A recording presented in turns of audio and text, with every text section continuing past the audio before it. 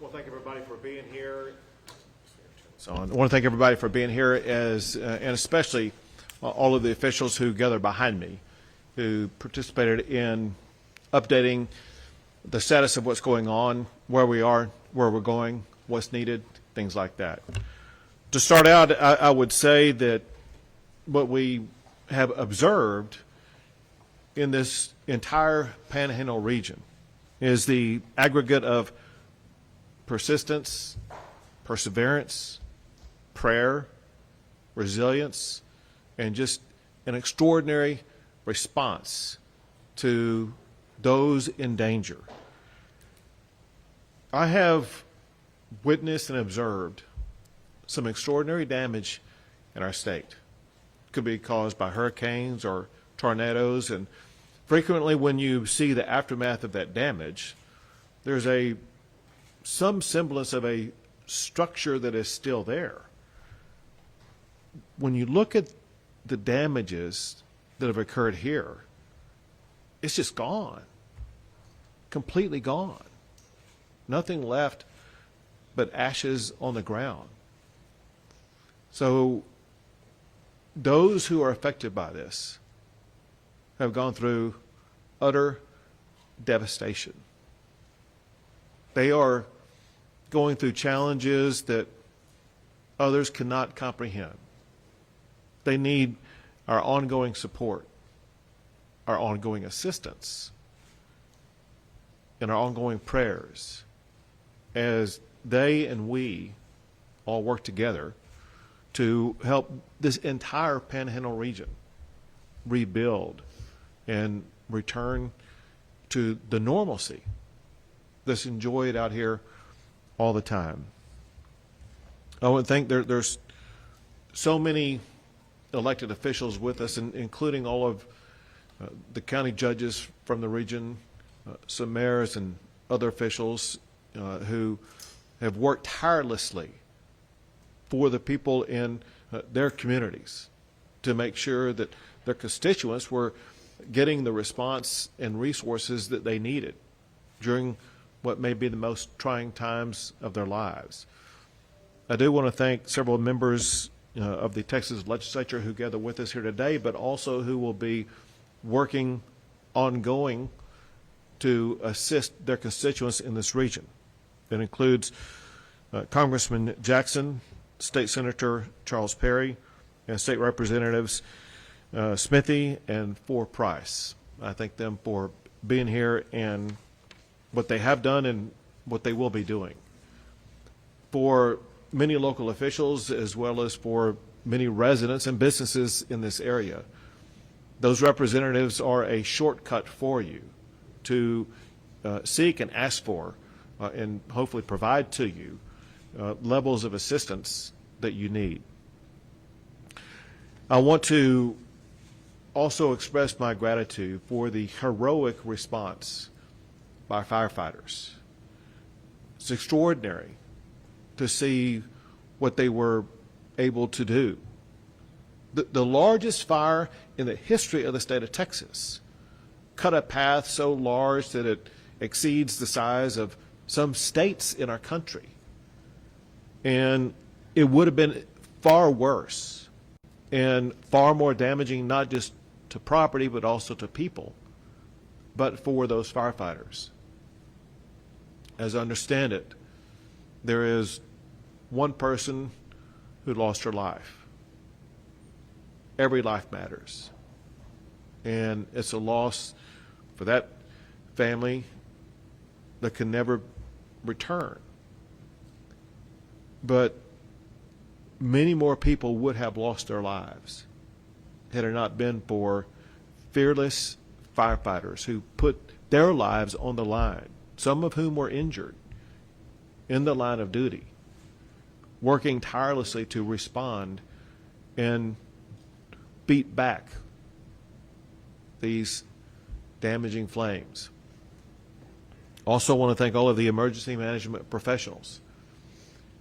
There's a time when there's a need, when candidly you can't sleep. Emergencies don't have a start time and an end time like 9 to 5. They're 24/7. And these emergency management responders have been responding to this emergency around the clock in every community across the Panhandle to make sure that their needs were met. Along those lines, I want to thank the Emergency Management Director for the state of Texas, Chief Nim Kidd, who you'll hear from here shortly. But he himself is a former firefighter.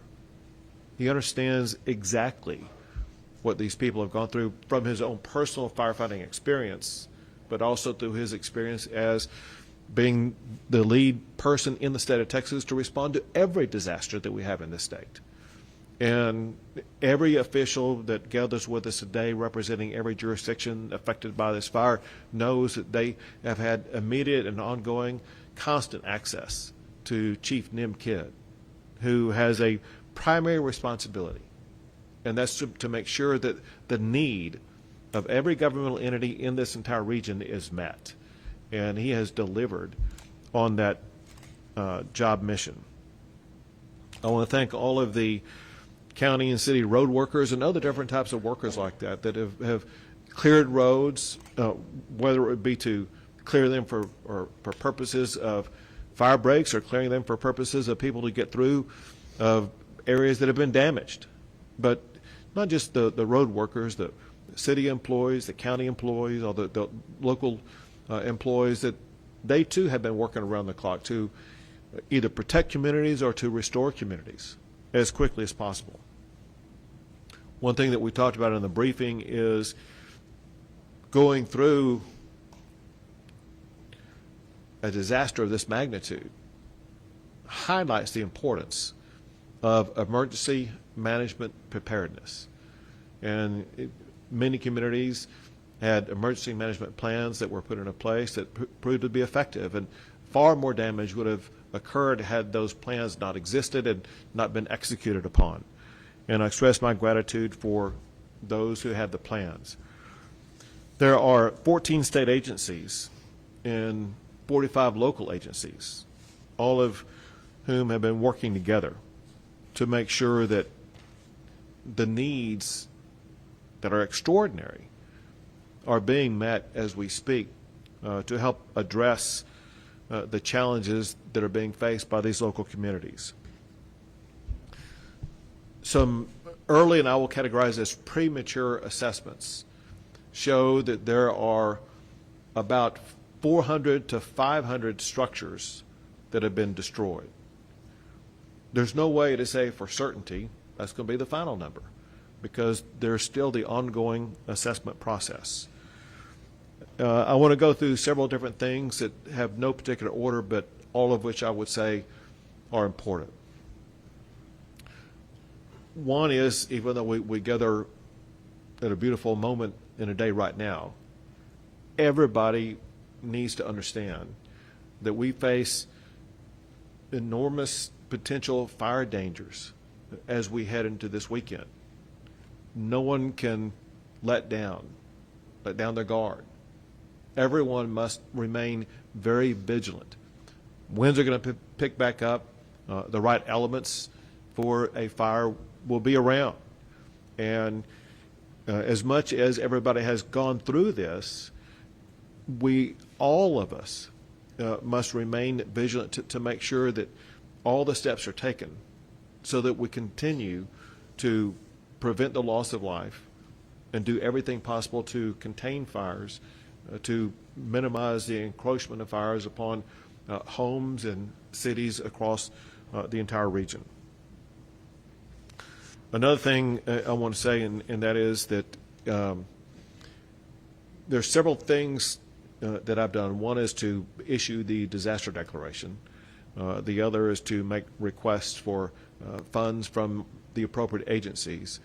Another is every waiver that has been sought to assist in the process that has been sought has been granted. And I will continue to do so to accelerate the recovery process. Recovery is a huge issue right now. We have people who don't have a home, don't have a place to go to. Their home is gone.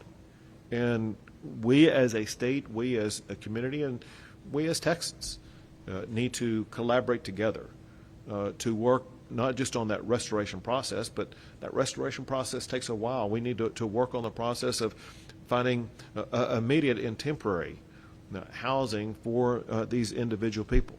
These people are suffering.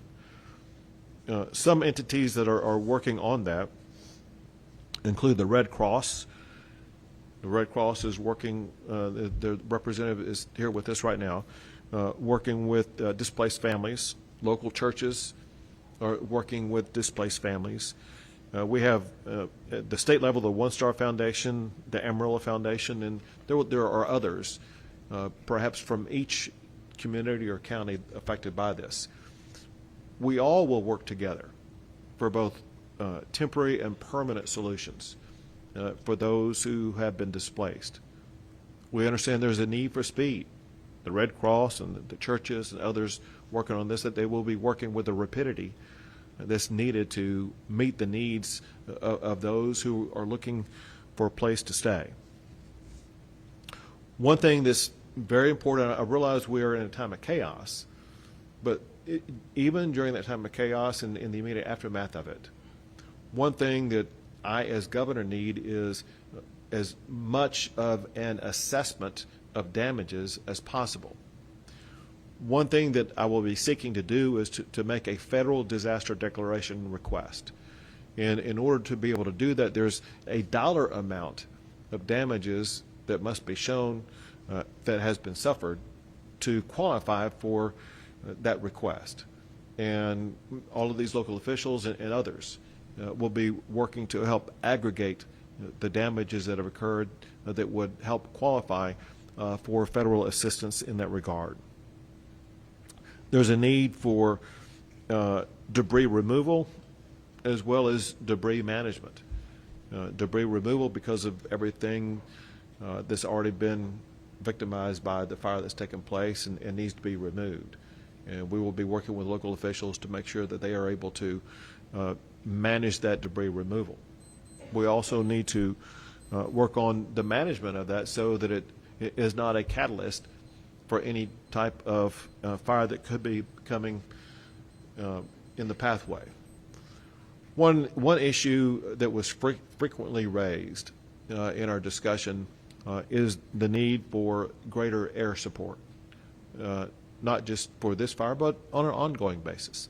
And so there's two different time frames to look at that.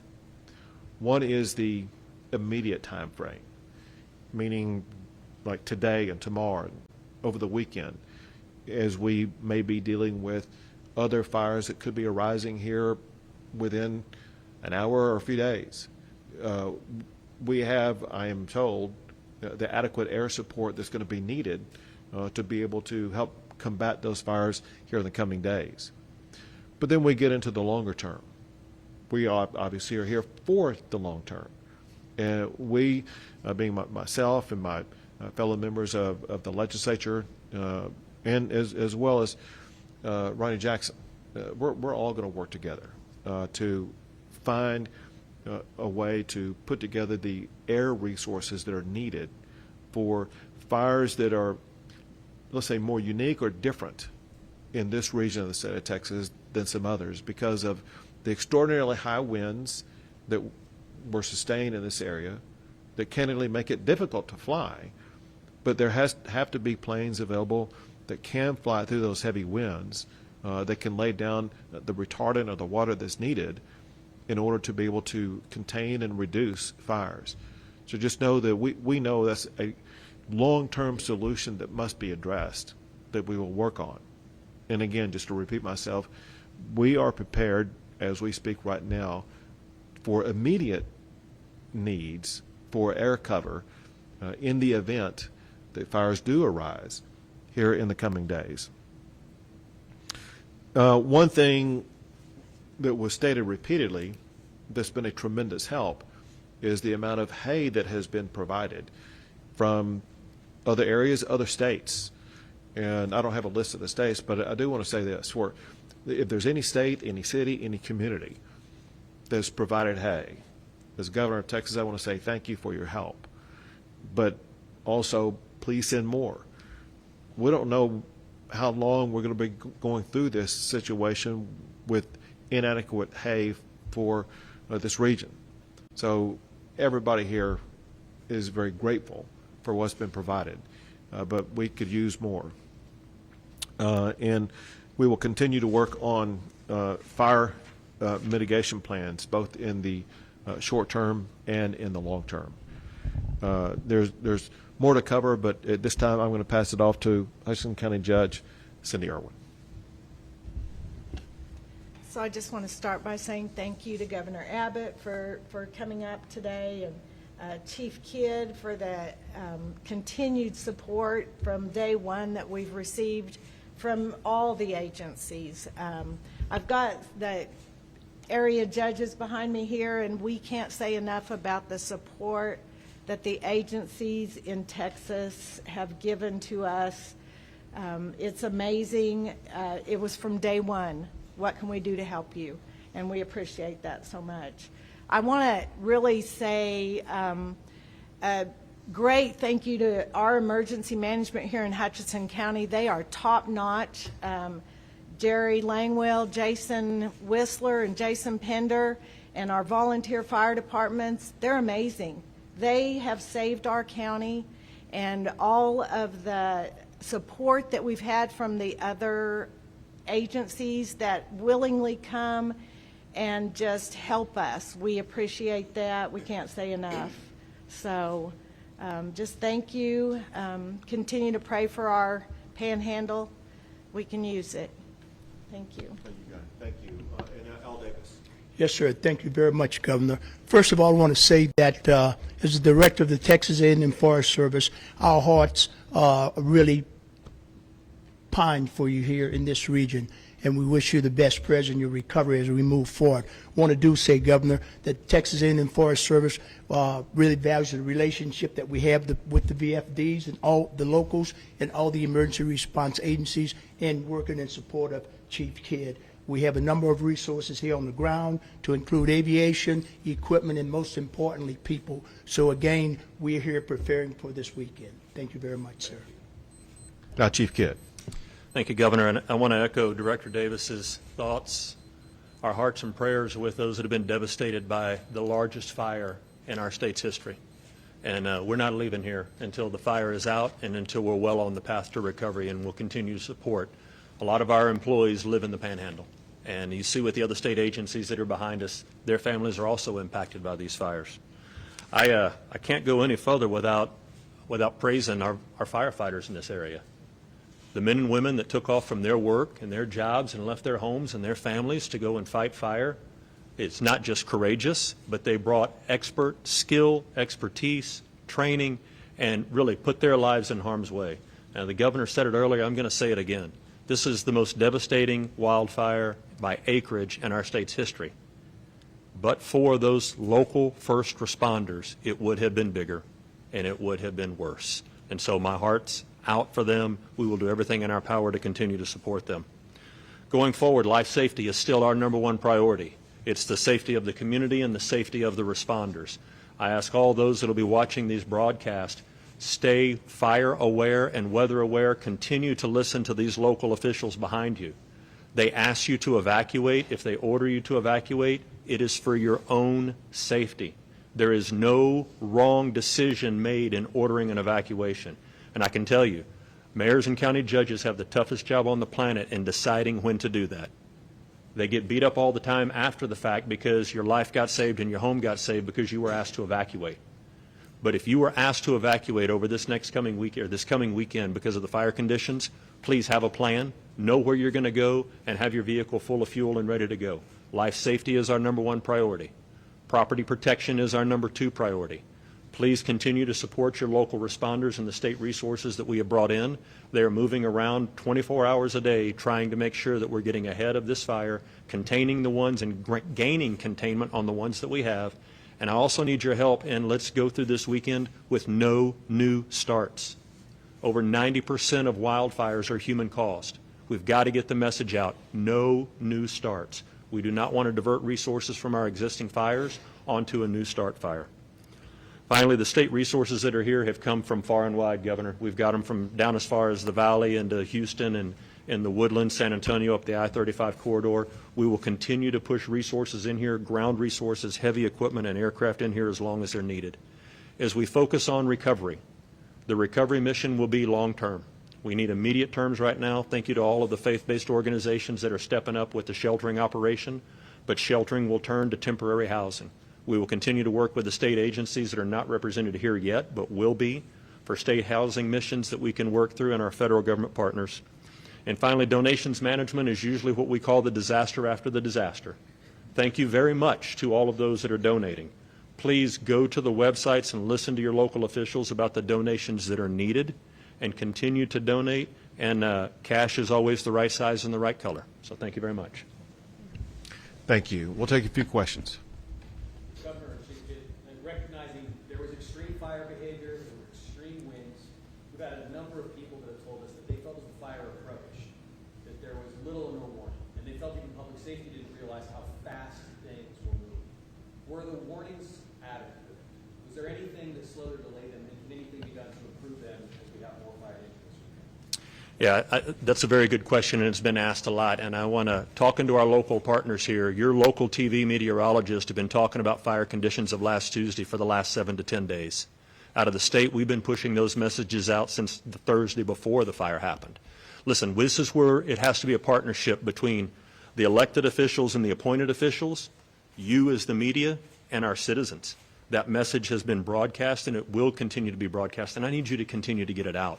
But I also need your help in convincing people to pay attention sometimes. It is hard to get the attention of some of our citizens because we spend a lot of time on the phones looking at things that aren't important. Emergency notification systems are great. They are nothing like the situational awareness that I need you to help me instill in our community. We've said it multiple times today. Tomorrow's going to be a bad fire day. There will be people that will be caught by surprise for that, and I need your help in getting that message out. We will continue to push it. Governor, you mentioned one fatality, but we have heard additional reports of possibly a second fatality in Gray County. Could you try to clarify that for us? Sure. So I've heard about the possibility of the second fatality that you mentioned, but have not received confirmation of it yet, and hence I didn't want to report it. Governor, can you talk about the long-term impacting on livestock ranching here in the area? I don't know if you've been in touch with Sid in talking about just what ranchers can do to recoup any losses. I know you mentioned hay for livestock and bringing it up here, but is Texas prepared to face an issue with this, livelihood, because this was such a rough fire that took out so much ranch land? The short answer is yes. We're prepared to take whatever actions needed. But more precise, there are certain funds that are available, certain grant funds that are available to address issues like this. Those will be looked at to see if they qualify. Other than that, there will be other efforts that can be made. We know that the loss of cattle is extraordinary, but it goes beyond that. I mean, look at the grass they feed on. Look at the fences that kept them in. Different things like that. So we're looking at the big picture holistically about ways in which we can assist both the ranchers and the farmers to be able to recover from this. Yeah, please, well, hold on a second. And if it's okay, I'd like to add to that a little bit more. Everything the governor said is accurate. We'll continue to work with the Texas Department of Agriculture. But you also have the Texas A&M AgriLife extension agents that are here in each one of these counties, and they're going to continue to be here. The grant process and the state and federal grants for agriculture can be tedious and cumbersome. Our goal is to have in each county a place where those ranchers can go to get the right information about the right grants, because every one of them will have a little different application process. The short answer is we will continue to do our part to support them as much as we can, and we have the resources in place today for them to start talking to. Do you foresee, though, a long-term impact on meat production in this area because of what's happening? Do we foresee a long-term impact? I really think we need to ask the ranchers that. I mean, there's Roberts County, 9% of that county is burned, right? There's going to be an impact in that county. But for the independent producers, that's a conversation we need to have with them about what that short or long-term impact will be for their organizations. What steps can citizens take to mitigate fire damage to their properties? Great question. Al, you want to hit that? Certainly. The big thing is, first of all, we have a website, Texas A&M Forest Service. We also have grants, for individual homeowners to be fire wise, to do mitigation around their homes, to reduce fumes and what have you. So again, go to our website, Texas A&M Forest Service. It will give you some specific things that homeowners can do to be fire wise and to protect their homes. Where do the investigations stand for points of origin at this point in time for the multiple fires? I'm going to say we're going to continue to work with our local partners to do cause and origin determination. I would say all of that is still under investigation at this time, and I have received no official report yet. Sir, you mentioned that the cost as far as what would make this federal disaster. Does cattle and livestock count in that number? So, great question, and it's going to be a little bit of a complex answer. Under the Federal Emergency Management Agency, FEMA, livestock does not count towards those thresholds. And that's why we've put one of our team members from the Texas Division of Emergency Management in every county with every county judge to help the citizens and the ranchers be able to know what grant programs to go to. We will continue to open disaster recovery centers. We'll need your help getting that message out of where and when they will be so that the individuals, whether they're just a homeowner or a producer, can come and get the answers to those very complex questions. Governor, 10 years ago, the Fritch area had a devastating fire where we lost hundreds of homes. Most of those homes were low-value homes and from people, frankly, that were low income. We received no state aid because of the low income and low value. Here we are again, and a large portion of homes lost is the same situation. These people need help. So how can we see that they get state aid? Right, and to add to that, one of the things we were talking about before we came out here, and that is that a lot of the people who have lost a home had no insurance. Correct. And so there are a lot of people in great need right now. And that's the exact kind of thing that we work with, whether it be the One Star Foundation or other foundations, where we work to help people rebuild homes. But we need to gather more information, who does, who doesn't have insurance, different things like that. Then we can go about that process. Is that going to, are you saying that it will be a different process this time as it was 10 years ago? Well, I can't tell you what happened 10 years ago. Okay. What I can tell you is that we have processes and organizations in place to assist with this rebuilding of homes. Governor, you mentioned injuries to firefighters and first responders. Do you have any idea a number or severity of those injuries? So I know on the very first night, we had 3 firefighters that were burned, treated, and released. I've been led to believe we have one that jumped off a truck and may have a fractured lower extremity. I think we heard one a rib injury right now. But again, great work by those local first responders and then all the resources coming in. Life safety is our #1 priority, and that will include those responders. I need them to be safe out there. Governor, what can you tell us about a federal command structure for dealing with this fire and implementation? Would you said federal? I missed federal what? Federal, working with the federal government as far as like the U.S. Forest Service, Bureau of Land Management, Bureau Oh. of Affairs, as far as command and control structure for dealing with this fire. Got it. Great question, and I'm glad you asked it. #1, in Texas, all disasters are local, and these county judges behind us are the emergency management directors for their communities. The state resources that are here and any federal resources that come in work at the direction with the blessing and consent of these judges behind us, part 1. Part 2 is we will continue to bring in state and federal partners. There is a national incident management team that is here with us today, and they will take over the organizational control of this and help us order additional resources as needed. They're an expert team. We've worked with them before, and we're glad they're in our state right now. Chief Kidd, 2 more questions, guys. Chief Kidd, can you tell us which area actually sustained the most structural damage when it came to property? We're hearing Fritch was kind of like the brunt of everything. And another part of this question, can you also explain, like, basically how active the fire is now? We're hearing it's a smolder. Can you just kind of talk about what you are seeing today? Sure, and I'll let Director Davis add into some of that as well. But, you know, from the damage perspective in your populated areas, Rich, Canadian, we talked to the judge there, and, you know, she's not here with us today because she didn't feel like she could leave her community because of the devastation there. I'll be traveling there early next week, if not over this weekend. What we see in home damages, we really is hard to explain right now because some of the fire, to your point, smoldering, still too hard to get into and count those damages, all right? So let's talk about smoldering fire and fire line. With a 1 million acre fire, It's a little over 550 miles, the perimeter of that fire. So think about that in sheer scope for a second. As fire continues to smolder right now, with the wind picking up tomorrow, the relative humidity coming back down, one ember can pick that up and drop it outside. Please do not get wrapped around the axle on containment percentages. Everybody wants to know what percentage contained are we today.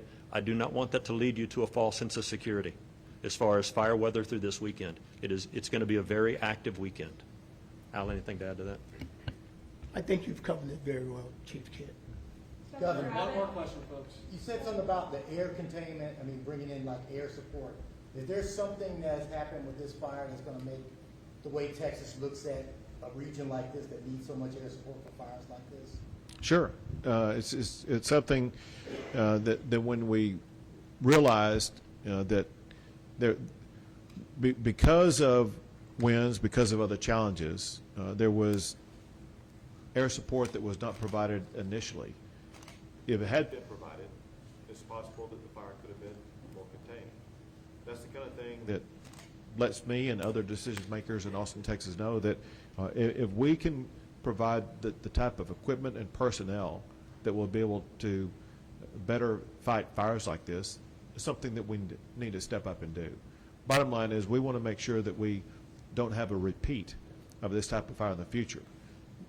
Maybe the best tool that we could add to the toolbox to prevent a fire like this would be better, different types of planes to make sure that we would be able to drop retardant and other material that would slow or stop a fire. Thank you, everyone.